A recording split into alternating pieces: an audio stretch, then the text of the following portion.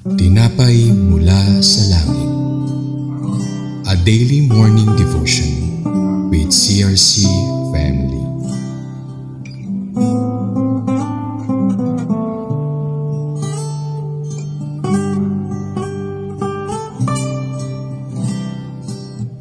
Palang umaga po, ito po ang inyong lingkod, Reverend Rita Bautista ng CRC Main. Ngayong umaga po, muli tayong magbubulay ng salita ng Diyos sa ating tinapay mula sa langit, at ang pamagat po ng ating pagbubulayan ngayong umaga ay matatagpuan po sa Joshua chapter 6 verses 6 to 7 na may pamagat na Joshua tells the priest and the people what to do. Ngunit bago tayo magsimula, tayo muna ay manalangin. Aming Ama sa langit, salamat po sa iyong mga salita na aming pagbubulayan. Bigyan mo po kami ng kaunawaan at kaliwanagan sa mga salitang nais mong iparating sa amin. Samahan mo po kami sa bawat bahagi ng programang ito na tinapay mula sa langit, at ang salita mo ay tumimo sa aming puso at ito ay maging pagpapala sa amin at sa lahat ng makikinig pa. Bless everyone, Lord, and thank you so much for your word. In Jesus' name we pray. Amen and amen. Praise God. So, dito nga po sa chapter 6 verses 6 to 7 ay makikita natin na kung saan ay may instruction ang Panginoon kay Joshua paano i-conquer ang Jericho.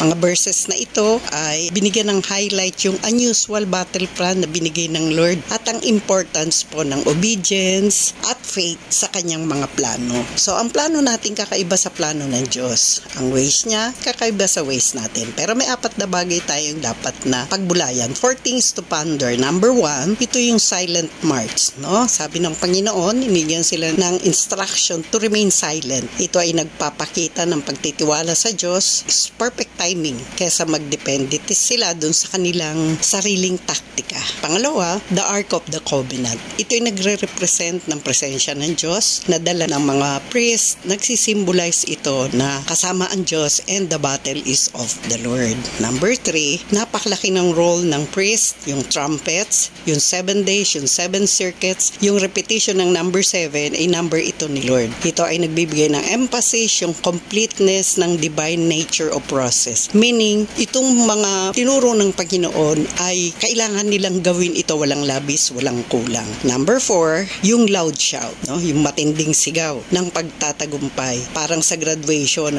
parang culmination of the process. Pinaka-concluding part ng pag-collapse ng wall of Jericho. Nagpapakita na it's the power of God na nagpagbabagsak sa wall of Jericho because they obey God's instruction. Kaya napakahalaga po sa ating mga mananampalataya ang salita ng Diyos na siya nating kinukunan or doon ang source ng ating kaalaman kung paano natin gagawin ang mga nararapat, kagaya po ng nangyari dito sa fall of Jericho. Sa ating buhay, marami tayong kinakaharap na mga battles, mga challenges, mga trials, pero isa lang po ang dapat: trust and obey God's instruction. Yun po, napakahalaga nun. Kasi pagka sinunod natin instruction ng Panginoon, sabayan natin ng faith at obedience dahil napakahalaga ito. Minsan man, hindi natin maintindihan sa ating perspective, parang iba.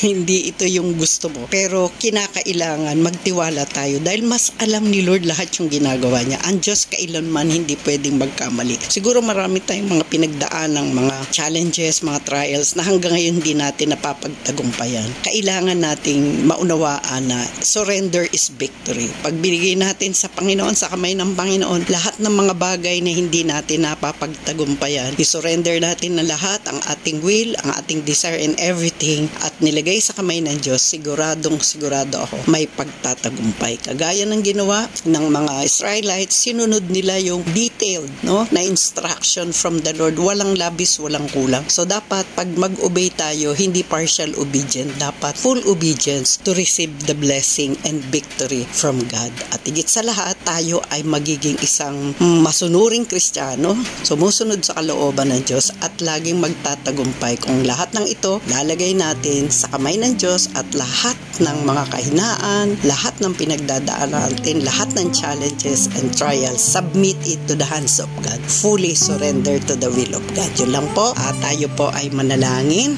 Mga masalangit, salamat sa magandang mensahe ng paalala mo sa amin. We have to surrender everything into your hands and obey kung ano yung nais mo. Nais mo kaming magtagumpay palagi, ngunit obedience is better than sacrifice. Kaya sa umagang ito, nagpapasalamat kami sa iyong katuruan. Keep us all faithful and obedient to your will. Upang sa ganon, anumang battle na aming pagdaanan, kami ay magtatagumpay. At ganon din po, dinadalangin namin ang aming bansa na alam mo po ang kalalagayan ngayon. Kaguluhan, iba't ibang mga pananaw, mga hindi pagkakaunawaan. But you are our sovereign God who own the Philippines, Lord. Ikaw ang may-ari ng lahat ng kalupaan ng Pilipinas. But then, Lord, binigyan mo ng freedom ang bawat tao. Kung kaya dinadalangan namin ang aming gobyerno, alisin mo ang korupsyon, alisin mo po ang kasinungalingan, mga fake news at hindi pagkakaunawaan. We surrender to you our nation, Lord.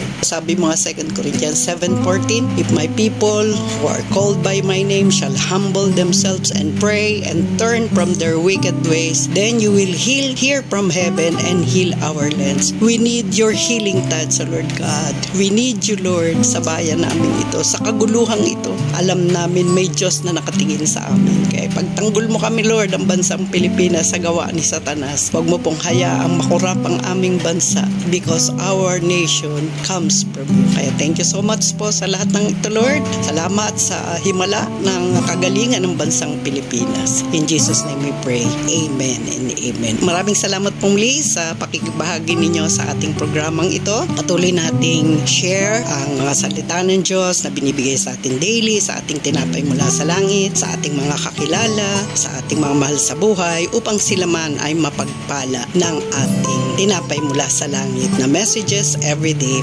comes from the heart of God. Thank you so much po. God bless us all. This is your sister in Christ, Rev Rita A. Bautista, saying bye-bye and God bless everyone.